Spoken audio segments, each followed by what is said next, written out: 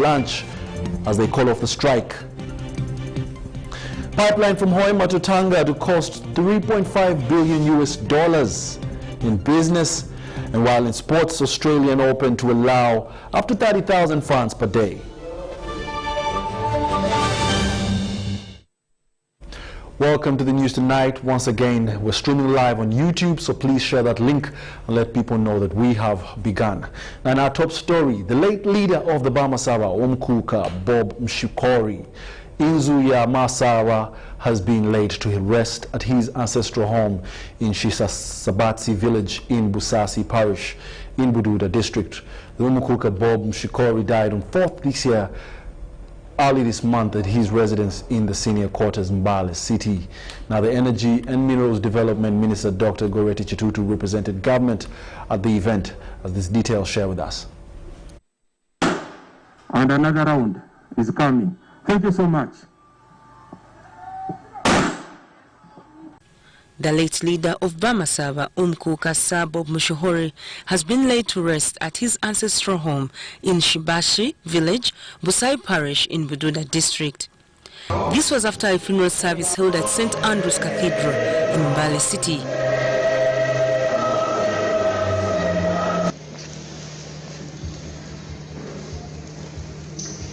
Maria Goreti Chitutu was the chief mourner and delivered President's condolence message to the Inzu, Yabamasaba and Bagisu in general. Will be greatly missed by the family, relatives, friends, members of the royal family, Bugisu region, and the entire nation.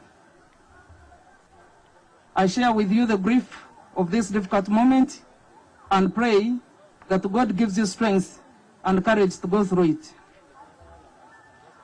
May his soul rest in eternal peace. Signed, Yoweri Museveni, President of the Republic of Uganda, on the 28th of January, 2021. Umkuka Sir Bob Mshikori died of COVID-19 on 4th January this year at his residence in the senior quarters in Mbale City. Inzu Yamasaba leaders that include the Speaker, Rose Nelima, appealed to the cultural institution leaders to be more united and alleged that Sir Bob Mshikori could have died of pressure due to pressure by some invidious pressure from the Mwambu clan that he hands over the throne. As we speak now, Umukuka Yamasaba Mshikori died of pressure. Yes, COVID came in, but it was pressure. Pressure was so bad. People were abusing him left and right and center. That's why this Umukuka, this new Umukuka, should have a uniting factor, should have a uniting heart. We should all come together at the same time. We must collect money to build Bamasaba. Umkuka Sir Bob Mshikori II is from Wanale clan, and he ascended to the throne of Inzu Yamasaba in 2015, and his term of office had ended in June 2020. The minister in charge of women affairs at Inzu Yamasaba, Sarah Maswele Maseke, urged the Bamasaba to get united in the wake of the death of their cultural leader. Now, Umkuka Sir Bob Mshikori is teaching us that life is short, and everything here becomes meaningless when we lose the breath. So that's why we are calling on the unit of all of Bamasaba, the people who feel they are disgruntled. There is always room to discuss.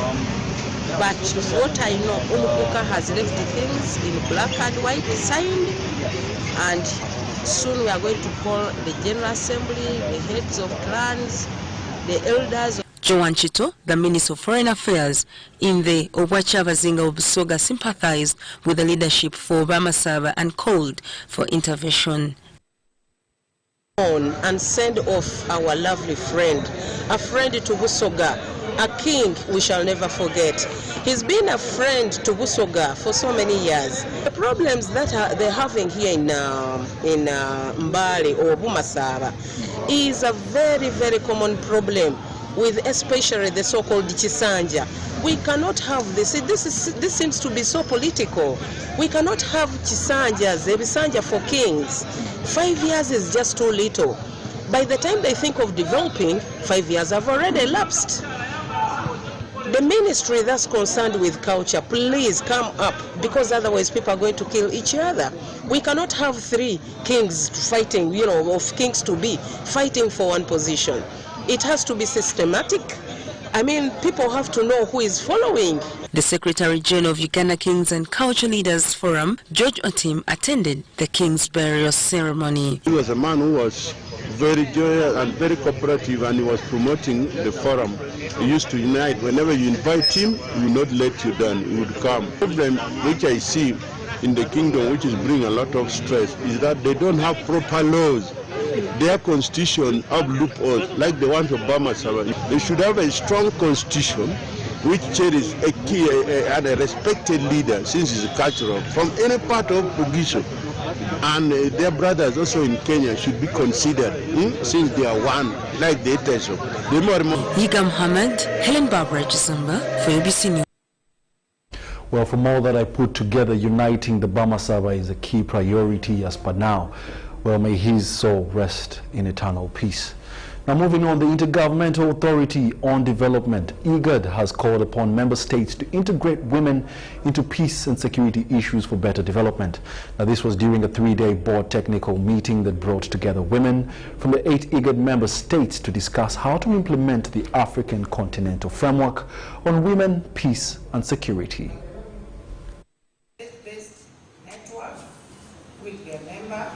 The Intergovernmental Authority on Development, IGAD region, has over 240 million people, and over the years, the region has been a host to conflicts like interstate conflicts, intrastate conflicts, and intercommunal conflicts. During the conflicts, women are the most affected, though they rarely benefit from post-conflict construction and development programs. It is against this backdrop that the international community had to come up with a specific mechanism of ensuring that women's role in peace building and conflict resolution is more visible. Women are not just passive participants or victims of conflict. They are key actors. We saw this in Sudan. The lady called Ala Salah, the young lady who, through social media, mobilized the communities to say no to certain acts that were preeminent in Sudan, and that saw the revolution of Sudan take the shape that it did.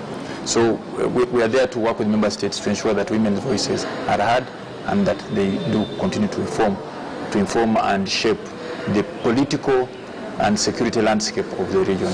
As we know, we are working towards sustainable peace and stability in the region, and we cannot achieve that if half of the region is silent. The IGAD member states on Women, Peace and Security Forum held a meeting to discuss the impact of conflict on women and called for women engagement in conflict resolution and peace building.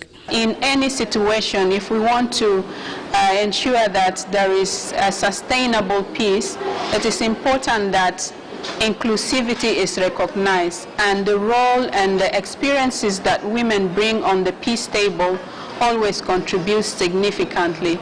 For instance, in the South Sudan Peace Agreement, we call on the opening of humanitarian corridors. This is something that the other gender would only focus on power sharing, but when there is the other gender in there, we look at issues that affect the family, that affect the community. Uganda, that we are going to make a national chapter, and the national chapter is going to comprise of Parliament, that's the legislature, the executive, the civil society, the academia, and we want all other groups of people to come on board.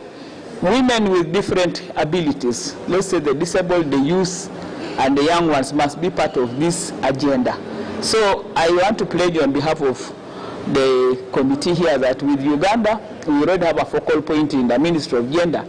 We shall try to how to draw this agenda and see how we move forward.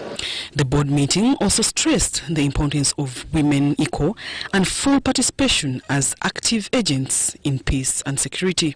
The Ugandan representative called upon regional governments to increase funding of the forum. The challenge of funding, we just had one donor and IGAD, and we want to call upon the national governments to begin taking this as a serious area that should be funded. The usual issues of women, the Ministry of Gender is the least funded in our country, And I think there's need to begin upping up the funding part of it to see that we have citizens who have peace. The women discussed major developments in the operationalization of the forum and also adoption of terms of reference and rules of procedure for the forum. Zahara Bigaba, UBC. We must acknowledge that not enough can be said about the role of women in society. Thank you very much, Abigaba. Now, in more news, elections for the youth MPs to the 11th Parliament will kick off on Monday across the country.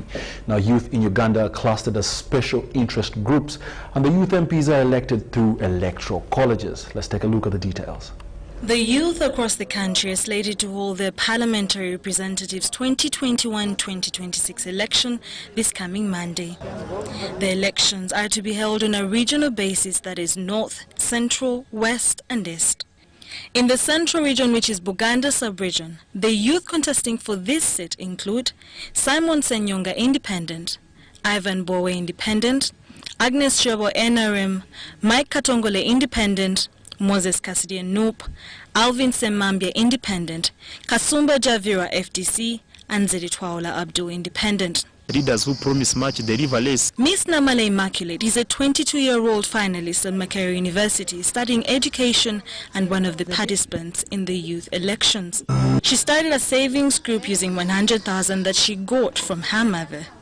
The savings group has evolved into a business and is supporting many youths.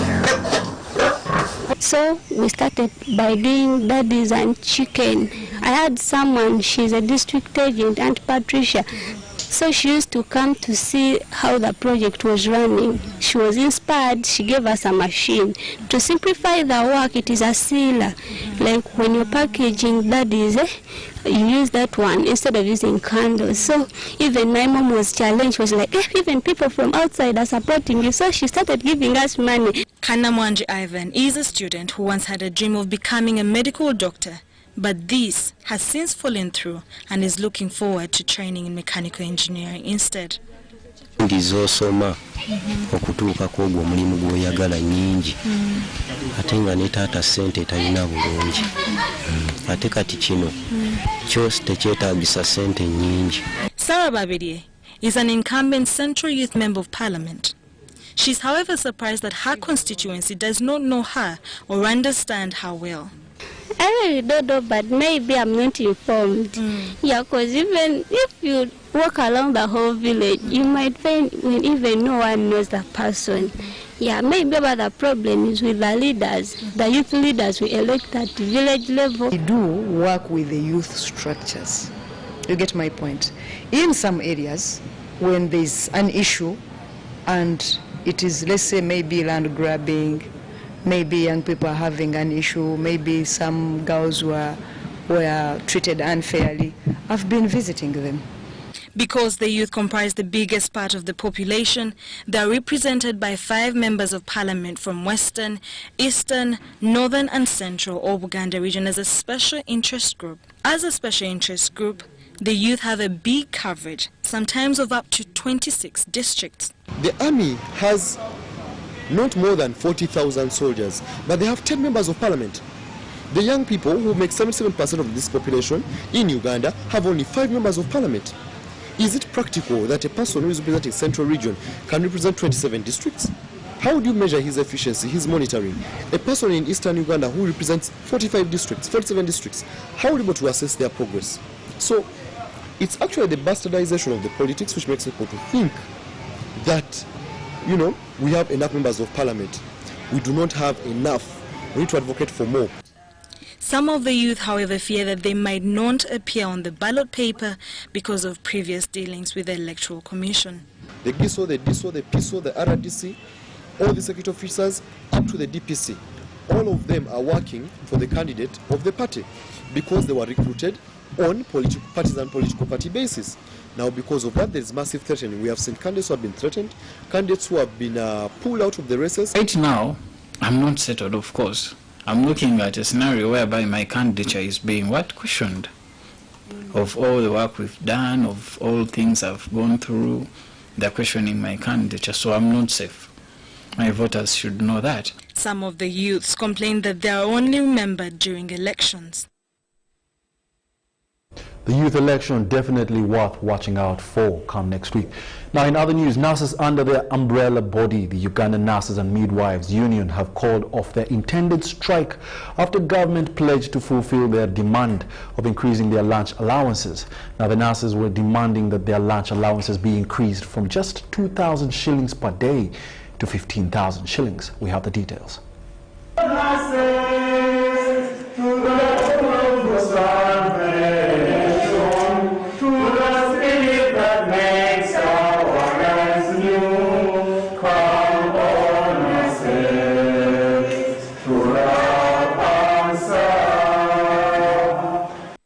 In the 2021-2022 financial year, government will have to budget for 70.5 billion shillings to cater for nurses' lunch allowances, which have been increased from 2,000 shillings to 15,000 shillings per day, approximately 360,000 shillings per month.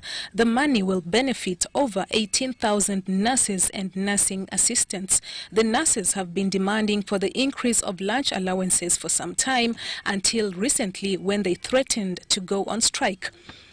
Through the Ministry of Public Service, government has pledged to honor the nurses' demands starting next financial year. Now, I bring you good news.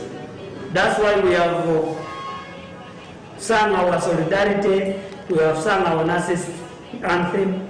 Good news is that the government has finally acknowledge our cry, and through the President's office, through the Prime Minister's office, and through the Minister of Public Service, the government has given us our pledge, their pledge, they have fulfilled their pledge of lunch allowances for nurses and midwives and assistant nursing officers and nursing assistants. All the nursing fraternity, we are happy to tell them that we have received the information that come July financial year, you will get your lunch allowances of 15,000 per day. The union has, however, advised all districts to allow nursing assistants to serve until they reach retirement age, because there are districts threatening to lay them off. And I heard one of the districts were trying to face off the nursing assistants. We are saying, we are warning them. If you are facing them off, you prepare the retirement package for the nursing assistants. Otherwise, they are supposed to serve until their retirement time comes. The public service retire them and give them their normal package, not to retire them as per now. The Ugandan Nurses and Midwives Union has now urged all nurses to call off the intended strike as they wait for July this year, when the increased allowances will be effected. I call off the strike officially, that there will be no strike in this country now as far as Ugandan Nurses and Midwives Union is concerned, because we have received the documents and we have received the assurance from the government that the money will be there in the financial year 2021-2022. Well, congratulations right over there for victory one. Now, in more news, the judiciary has confirmed to have received Robert Chagulanyi Sentamu's intention to sue letter filed by the NUP lawyers rising from the recent elections conducted on the 14th of January 2021. Now, however, according to the judiciary spokesperson Jameson Kalemani, since this application will be filed late, it is not automatic that the judiciary can amend the laws governing Supreme Court to hear the petition. Now, meanwhile, Judicial Service Commission has appointed 15 acting chief magistrates to handle the case in different magisterial areas in the country. Let's take a look.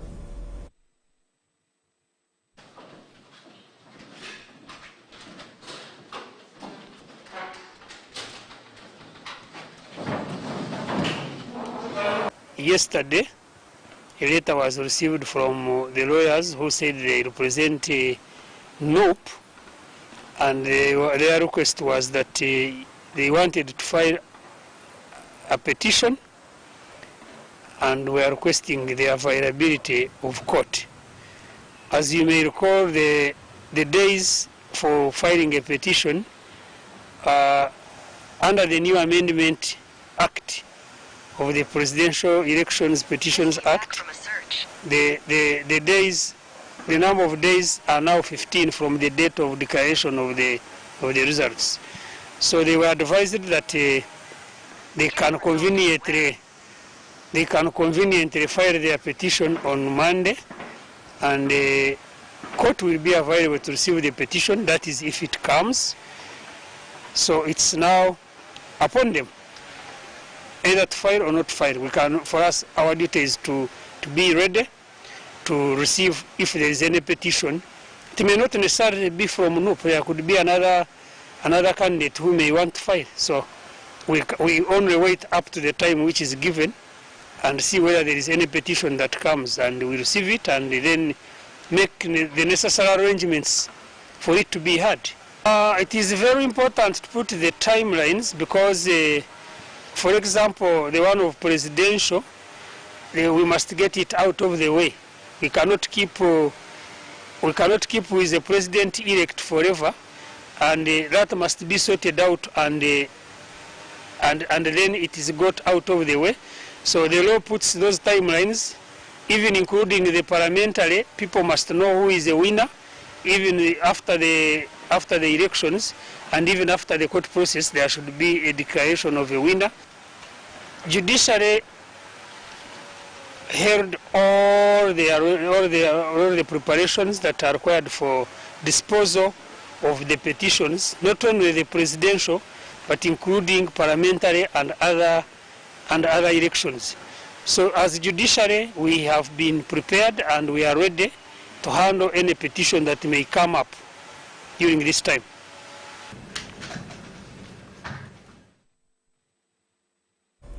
Well, that is a story that is still unfolding, and we shall update you as it develops. However, let's take a short break. When we return, we'll be back with business. Stay tuned.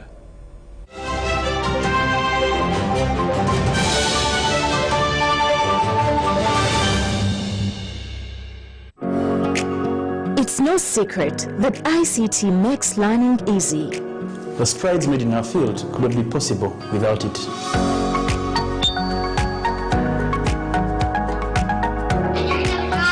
And now we can watch our favorite show. My radio is my best friend. UCC provides an enabling regulatory environment and policy guidance for healthy competition.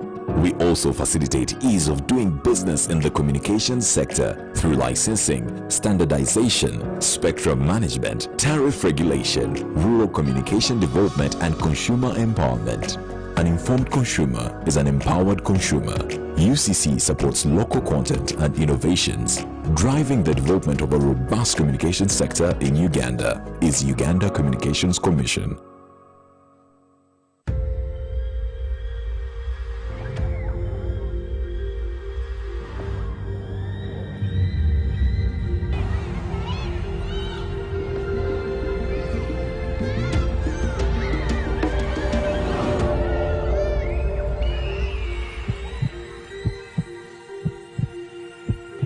It's better to foster respect instead of fear and pain. Cause a good school equals a better life. Raising voices. Byolina okumanya ng'omulonzi ku lunaku lw'okulonda. Weeyanjule mu kifo balondera, we weewandiisiza ng'omulonzi. Lagayo ekiwandiiko ekikukkiriza okulonda. Kayinza okuba akakonge akakakasa nti oli mulonzi oba endagamuntu yo. Ku bino bw'oba tolinaako n'ekimu, era osobola okuyambibwa avunaanyizibwa ku by'okulonda okukebera n'okukakasa ebikukwatako ku lukalala lw'abalonzi. Avunaanyizibwa ku by'okulonda ajja kukakasa ebikukwatako ng'akozesa ekyuma ekikebera ekinkumu. Oluvannyuma lw'okwekenneenya buli kimu, bajja kukuwa akakonge kw'olondera. Yolekera awali ebbaafu, olonde omuntu gw'oyagala ng'ossa akayini mu kabokisi oba ng'okozesa ekinkumu. Akakonge kw'olondedde kazinge busimbalaala nga bw'onoolagibwa avunaanyizibwa ku by'okulonda. yolekera awali akabokisi omuteekebwa obululu n'obwegendereza osseemu akaluluko. Omuyambi w'avunaanyizibwa ku kulonda ajja kusalaama ku ntikko y'olugalo lwo okukakasa nti omaze okulonda. Yolesa eddembe lyo okulonda abakulembeze bw'oyagala. Kakasa nti ekifo we balondera kiggulawo ku ssaawa emu ey'okumakya ate okulonda kuggalawo ku ssaawa 11 ez'olweggulo. Tuuka mu kifo w'olondera mu budde. Kyalira omutimbagano gw'akakiiko k'ebyokulonda ogwa www.ec.or.ug okumanya ebisingawo. Obubaka buno bukutuusibwako akakiiko k'ebyokulonda.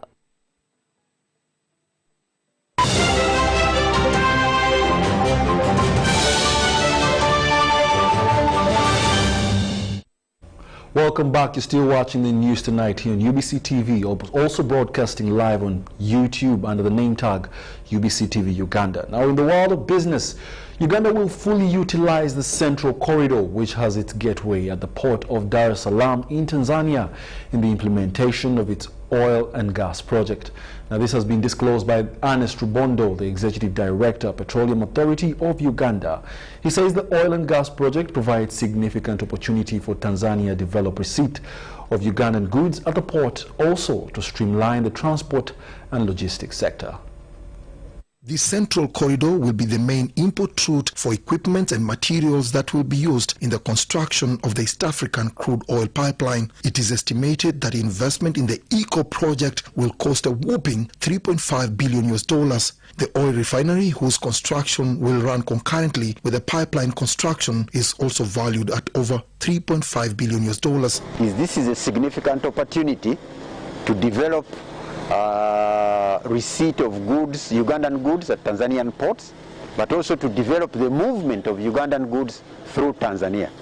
There's already been an established route between Dar es Salaam through Mutukula to Kampala, but now this project is based at Tanga, and so the Tanga route, and I don't recall where they join, the Dar es Salaam and the Tanga route must be joining somewhere, but that part from Tanga to that joining point is definitely now an opportunity to also develop that corridor. According to the Petroleum Authority Uganda, the oil and gas project provides a significant opportunity to the Central Corridor to attract more cargo traffic. Because of the volumes of things that are going to be used and imported and transported on that corridor, we will have an opportunity and we can share the volume of these goods, but you will appreciate that this is very significant for these things to be going through Tanzania and the ports to handle such things. So yes, it's a very significant growth opportunity, and as I indicated, there are not many projects this size in this region. Uganda expects the signing of the final investment decision to take place within the first half of 2021. The FID will unleash another level of capital-intensive activities in the vast oil and gas value chain. Key amongst them is transport and logistics. Certainly, Uganda and Tanzania have entered into the agreements they have to enter into. Uganda and Tanzania, respectively, have concluded the agreements called HGAs, which have to be concluded with the pipeline company. We are now concluding agreements between the shareholders of the pipeline. The opportunities are within this, because the other one, the market is not dictated by Uganda. It is dictated by forces on the international market. The prices, they are dictated by the forces on the international market. But there is a great opportunity in what we are having right now before the first barrel is drawn from the ground. With the road infrastructure on the Central Corridor in good condition, especially on the Tanzanian side, what remains is the realigning of the customs and enhancement of the speed of clearing goods at the ports and the borders, argues Ernest Rubondo, the Executive Director, Petroleum Authority of Uganda. Dennis Igoa and Robin Yoso for UBC Business.